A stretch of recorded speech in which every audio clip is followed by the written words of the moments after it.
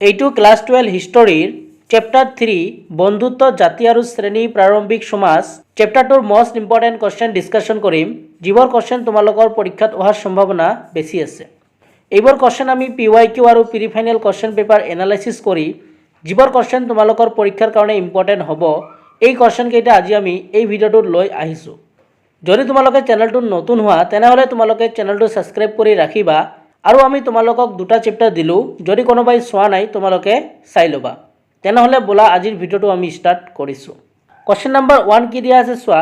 Question number 1 দিয়া আছে গান্ধাৰী কোন আছিল, তেওঁ দুৰ্যোধনক কি উপদেশ দিছিল। তোমালোকে ইয়াৰ উত্তৰটো লিখিবা। গান্ধাৰী ধৃতৰাষ্ট্ৰৰ পত্নী আছিল, তেওঁ দুৰ্যোধনক শেষবাৰৰ কাৰণে যুদ্ধ নকৰিবৰ বাবে উপদেশ দিছিল। এই কোৱেশ্চনটো তোমালোকৰ 2 মাৰ্কৰ কাৰণে পৰীক্ষাত আহিব পাৰে। নেক্সট যেটো ইম্পৰ্টেণ্ট কোৱেশ্চন পৰীক্ষাত আহি থাকে সেইটো হল কিয় আৰু কাৰ কাৰ মাজত মহাভাৰত যুদ্ধ সংঘটিত হৈছিল। তোমালোকে ইয়াৰ উত্তৰটো লিখিবা। হস্তিনাপুৰ ৰাজ্যৰ সিংহাসন আহৰণৰ প্ৰশ্নক লৈ পাণ্ডৱ আৰু কৌৰৱৰ মাজত মহাভাৰতৰ যুদ্ধ সংঘটিত হৈছিল। এই উত্তৰটো লিখিলে তোমালোকে ফুল মাৰ্ক পাবা।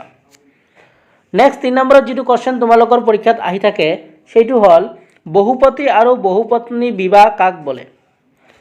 তোমালোকে ইয়াৰ উত্তৰটো লিখিবা। এগৰাকী তিৰোতাই একাধিক পতি গ্ৰহণ কৰিলে বহুপতি বিবাহ আৰু এজন পুৰুষে একাধিক পত্নী গ্ৰহণ কৰিলে বহুপত্নী বিবাহ বলে। এই কোৱেশ্চনটো তোমালোকৰ 2 মাৰ্কৰ কাৰণে আহিব পাৰে। নেক্সট ইম্পৰ্টেণ্ট কোৱেশ্চনটো হল বিবাহ কেই প্ৰকাৰ উল্লেখ কৰা। এই কোৱেশ্চনটো তোমালোকৰ 2 মাৰ্কৰ কাৰণে আহিব পাৰে। তোমালোকে এই কোৱেশ্চনটো ভালকৈ প্ৰেক্টিছ কৰিবা। নেক্সট 5 নম্বৰত যেটো ইম্পৰ্টেণ্ট কোৱেশ্চন তোমালোকৰ পৰীক্ষাত আহে সেইটো হল গোত্ৰৰ কেনেকৈ সৃষ্টি হৈছিল। এই কোৱেশ্চনটো তোমালোকৰ পৰীক্ষাত আহিব পাৰে। তো তোমালোকে ইয়াৰ উত্তৰটো লিখিবা। শ্ৰেণী বিভাজনৰ কাৰণে গোত্ৰৰ সৃষ্টি হৈছিল। নেক্সট যেটো ইম্পৰ্টেণ্ট কোৱেশ্চন তোমালোকৰ 2 মাৰ্কৰ কাৰণে পৰীক্ষাত আহিব পাৰে গোত্ৰৰ দুটা বিশেষ নিয়ম উল্লেখ কৰা। এই কোৱেশ্চনটো তোমালোকৰ 2 মাৰ্কৰ কাৰণে আহিব পাৰে। নেক্সট ইম্পৰ্টেণ্ট কোৱেশ্চনটো হল মনুস্মৃতি অনুসৰি পুৰুষে কি কি উপায়েৰে সম্পত্তি আহৰণ কৰিব পাৰিছিল। এই কোৱেশ্চনটো তোমালোকৰ 2 মাৰ্কৰ কাৰণে আহিব পাৰে। ইয়াৰ উত্তৰটো মই লিখি আনিছো তোমালোকে লিখিবা। মনুস্মৃতি অনুসৰি পুৰুষে 7 প্ৰকাৰে উপায়েৰে সম্পত্তি আহৰণ কৰিব পাৰিছিল। উপায়বোৰ হল উত্তৰাধিকাৰী সূত্ৰে, 2 নম্বৰ বিচাৰি লোৱা, 3 নম্বৰ ক্ৰয় কৰি, 4 নম্বৰ জয় কৰি, 5 নম্বৰ বিনিময় কৰি, 6 নম্বৰ কাম কৰি আৰু 7 নম্বৰ সজ্জনৰ পৰা উপহাৰ হিচাপে। ঠিক আছে, যে কেই প্ৰকাৰে সম্পত্তি আহৰণ কৰিব পাৰিছিল 7 প্ৰকাৰে কি কি এই 7টা মই ইয়াতে লিখি দিছো। এই কোৱেশ্চনটো তোমালোকৰ 2 বা 3 মাৰ্কৰ কাৰণে আহিব পাৰে।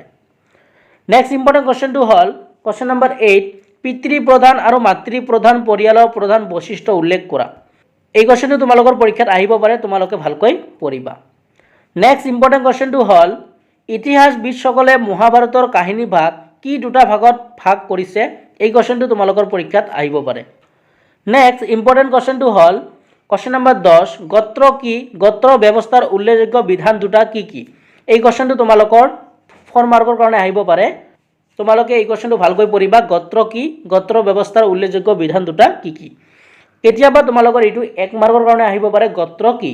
ঠিক আছে, কেতিয়াবা এইটো সেপাৰেটলি আহে যে গোত্ৰ ব্যৱস্থাৰ উল্লেখযোগ্য বিধান দুটা লিখা এনেকৈ তোমালোকৰ আহে। 11 নম্বৰ যেটো ইম্পৰ্টেণ্ট কোৱেশ্চন সেইটো হল কিয় সম্ভ্ৰান্ত পৰিয়ালৰ মাজত পিতৃতান্ত্ৰিক আদৰ্শ গুৰুত্বপূৰ্ণ বুলি বিবেচিত হৈছিল ব্যাখ্যা কৰা। এইটো তোমালোকৰ লং কোৱেশ্চনত আহিব পাৰে। নেক্সট 12 নম্বৰ কোৱেশ্চনটো হল মহাভাৰত এখন লিখকৰ দ্বাৰা ৰচনা কৰাটো সম্ভৱ আছিল নে আলোচনা কৰা। এই কোৱেশ্চনটো তোমালোকৰ লং কোৱেশ্চনত আহিব পাৰে।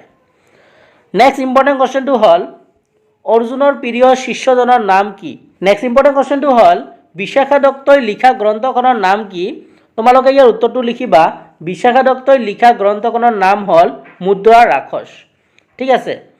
নেক্সট ইম্পৰ্টেণ্ট কোৱেশ্চনটো হল মৌৰ্য বংশৰ প্ৰতিষ্ঠাতা কোন আছিল। তোমালোকে ইয়াৰ উত্তৰটো লিখিবা। মৌৰ্য বংশৰ প্ৰতিষ্ঠাতা আছিল চন্দ্ৰগুপ্ত মৌৰ্য। নেক্সট ইম্পৰ্টেণ্ট কোৱেশ্চনটো হল চণ্ডালসকলৰ কৰ্তব্য দুটা লিখা। এই কোৱেশ্চনটো তোমালোকৰ 2 মাৰ্কৰ কাৰণে আহিব পাৰে। 17 নম্বৰ ইম্পৰ্টেণ্ট কোৱেশ্চনটো হল মহাভাৰতৰ কাহিনী ভাগ ইতিহাসবিদসকলে কিদৰে বিভক্ত কৰিছিল। এই কোৱেশ্চনটো তোমালোকৰ লং কোৱেশ্চনত আহিব পাৰে। 18 নম্বৰ কোৱেশ্চনটো চোৱা। বন্ধুত্ব আৰু বিবাহ সম্বন্ধে ব্ৰাহ্মণে ৰীতি নীতি সকলোকে অনুসৰণ কৰা হোৱা নাছিল।